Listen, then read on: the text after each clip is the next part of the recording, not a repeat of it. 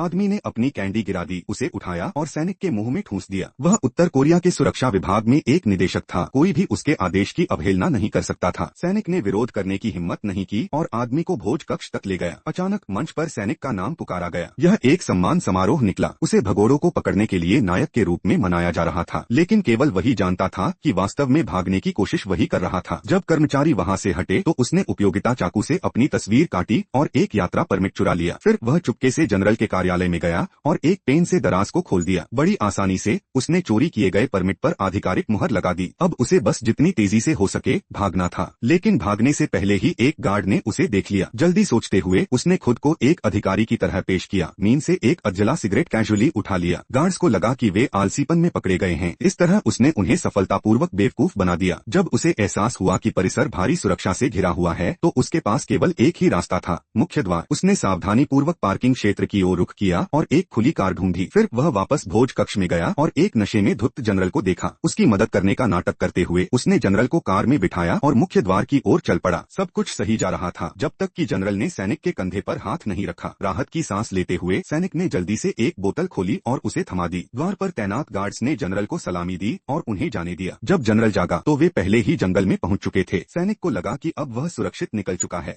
लेकिन कार का ईंधन खत्म हो गया। एक गुजरते हुए सैन्य ट्रक ने उन्हें देखा, फिर अचानक मुड़कर उनकी ओर तेजी से बढ़ने लगा। शांत रहते हुए सैनिक ने पूछा कि क्या उनके पास अतिरिक्त ईंधन है। उसने अपना नकली यात्रा परमिट दिखाया और खुद को अधिकारी बताने लगा, लेकिन ईंधन देने के बजाय सैनिकों ने उसे पुलिस स्टेशन पहुंचाया। वहां उसने अपने पकड़े गए दोस्त को देखा। जल्दी सोचते हुए उसने नकली अधिकारी बनकर अपने दोस्त को छुड़ाने की कोशिश की, लेकिन अधिकारी को शक हो गया। उसने जोर देकर कहा कि वे पहचान की पुष्टि के लिए उन्हें सुरक्षा मुख्यालय ले जाएंगे। रास्ते में अधिकारी ने उन्हें गिरफ्तार करने के लिए अपनी बंदूक निकालने की कोशिश की, लेकिन सैनिक ने समय रहते देख लिया और पहले ही बंदूक पर कब्जा कर लिया। दोनों के बीच जमकर संघर्ष हुआ। अचानक कार एक बोर्ड से टकराई और पलट गई। हालात और बिगड़ गए। पीछा करने वाले दस्ते पहुंच चुके थे। तेजी से सोचते हुए सैनिक ने अपने चेहरे पर खून मल लिया और मरा हुआ होने का नाटक किया। जब गोलियां चलनी बंद हुई और पीछा करने वाले तलाश करने लगे तो सैनिक और उसके दोस्त ने अचानक छलांग लगाई और एक चट्टान की ओर दौड़ पड़े। उत्तर कोरियाई सैनिक उन पर गोलियां बरसाते रहे। सौभाग्य से एक भी गोली उन्हें नहीं लगी।